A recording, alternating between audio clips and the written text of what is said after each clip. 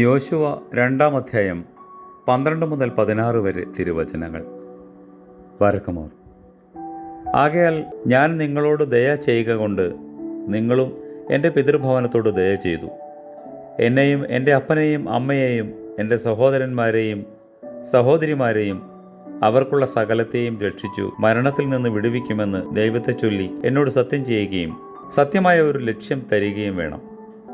അവർ അവളോട്, ഞങ്ങളുടെ ഈ കാര്യം നിങ്ങൾ അറിയിക്കാതെ ഇരുന്നാൽ നിങ്ങളുടെ ജീവന് പകരം ഞങ്ങളുടെ ജീവൻ വെച്ചു കൊടുക്കും. ദൈവം ഈ ദേശം ഞങ്ങൾക്ക് തരുമ്പോൾ ഞങ്ങൾ നിന്നോട് ദയയും വിശ്വസ്തതയും കാണിക്കും എന്നുത്തരം പറഞ്ഞു. അവൾ അവരെ കിളിവാതിലിലൂടെ ഒരു കയറ് കെട്ടി ഇറക്കി. അവളുടെ വീട് കോട്ടമതിലിന്മേലായിരുന്നു. അവൾ മതിലിനുപരി പാർത്തിരുന്നു. അവൾ അവരോട്, അന്വേഷിച്ചു പോയവർ നിങ്ങളെ കണ്ടുപിടിക്കാതിരിക്കേണ്ടതിന് നിങ്ങൾ മലയിൽ കയറി അവർ മടങ്ങി വരുവോളം 3 ദിവസം അവിടെ ഒളിച്ചിരിക്കണം. പിന്നെ നിങ്ങളുടെ വഴിക്ക് പോകാം എന്ന് പറഞ്ഞു.